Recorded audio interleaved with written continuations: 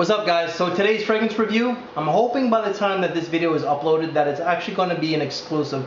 This fragrance was launched just this month, so September of 2015, and today we're going to be talking about Armani Code Special Blend.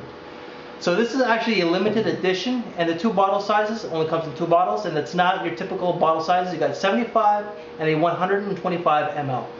Now, because I'm also trying to add a little bit of professionalism to this channel, I decided to swagger jack both Steven and Mark by doing a bottle presentation. So let's get into the bottle presentation right now. Okay, so the presentation. So I'm trying to make the channel a little bit more professional. So I know I'm kind of stealing from Steven and Mark, but here we go.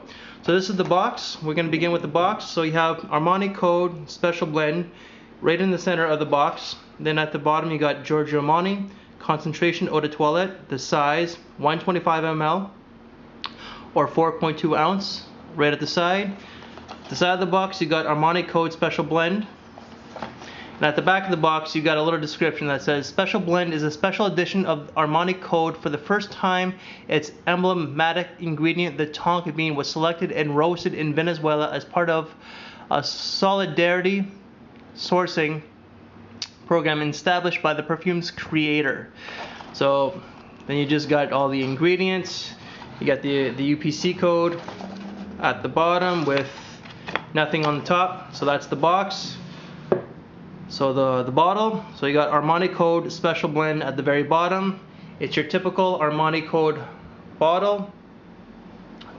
Very sleek.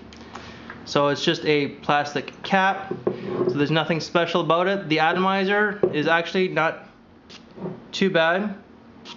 Not the best in the game, but it's alright. So you got the sticker at the bottom, and that concludes the presentation for Armani Code Special Blend. Okay, so the notes. So the top notes of this one are mandarin orange, neroli, and bergamot, with the mid being olive blossom, tarragon, and star anise, and the base is tonka bean, which is prevalent in all of the Armani codes, cedar, tobacco, and guaiac wood. Now, what I get out of this fragrance, now before I begin with that, this fragrance actually gets comparisons to the original Armani Code, but also Code Ultimate. I posted a picture of this one on Fragrance Guru Nation, I believe it was, and I had a few people like Natasha who has asked me if I smelt Code or if I have it, which I do. I got a little travel atomizer, and she said that this is pretty much 80% Code. A lot of people have stated that it's very close to the original Code or Code Ultimate. I will agree, but I do think it does have its own identity, and this is actually the bad boy of the Armani Code line.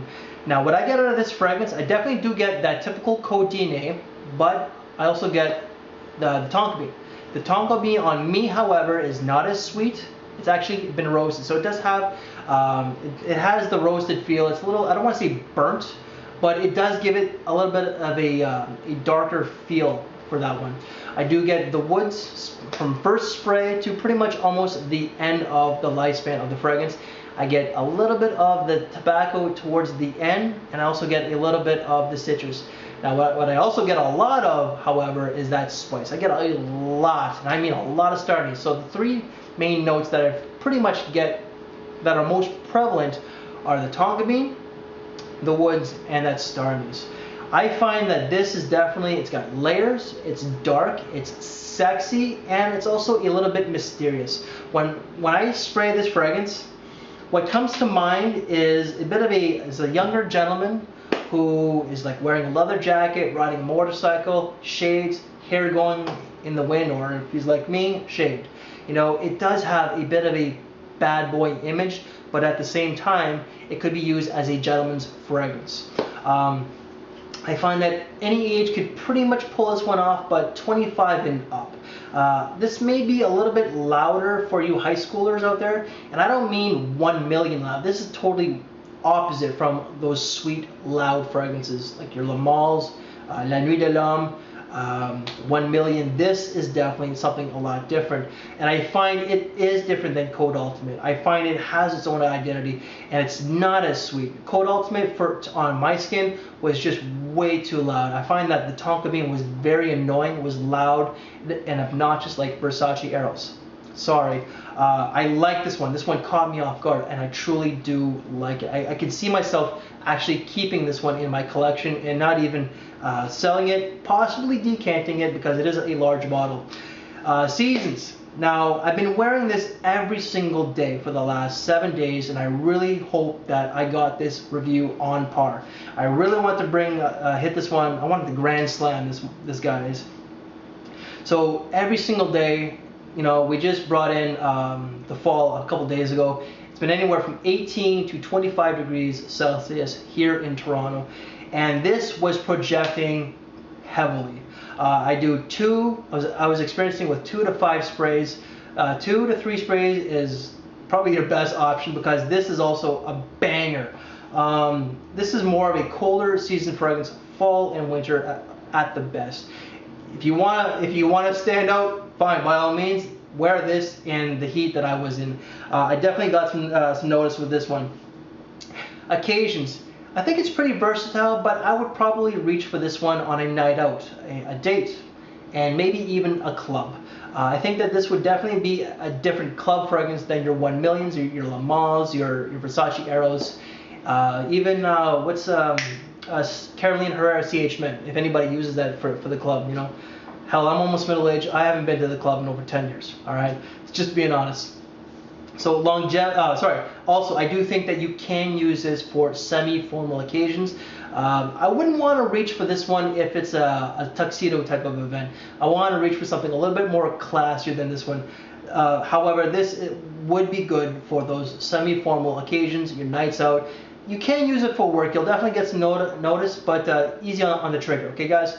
Longevity, fantastic. Now, this is an eau de toilette. I got 10 to 12 hours.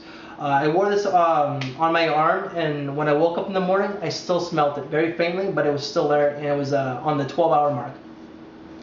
Projection was also way above average on my skin, however. I got 4 to 5 hours. Now, it might have been the heat, who knows, but it was projecting very well.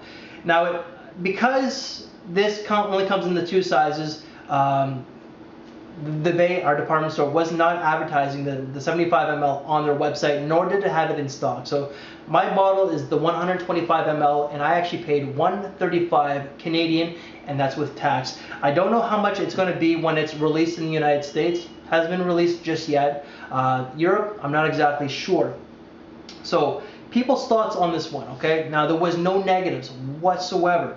People's thoughts were, somebody thought when she smells this one, she thinks of a man, because this is definitely a very masculine fragrance. Something sexy, seductive, sensual, and that it's an attractive scent. I originally wanted to do a first impressions on this one because I didn't want to spend that kind of money, right? I don't like blind buying fragrances. Even if I like it on first smell, I don't want to blind buy just yet. But the girlfriend, she thought that this was actually way better than the original Code, and she smelled both that very day. She did pick it up just because I didn't want her to spend the money. The next day we went in, and bam, I got it. She thinks it is a sexy fragrance. This is definitely a compliment getter. If you want to stand out in some possible way, check this one out, guys. So hopefully I brought this one. Hopefully I was on my A game. I hit this one out of the park. So if you want to be grown and sexy, stand out a little bit different, check out Armani Code Special Blend.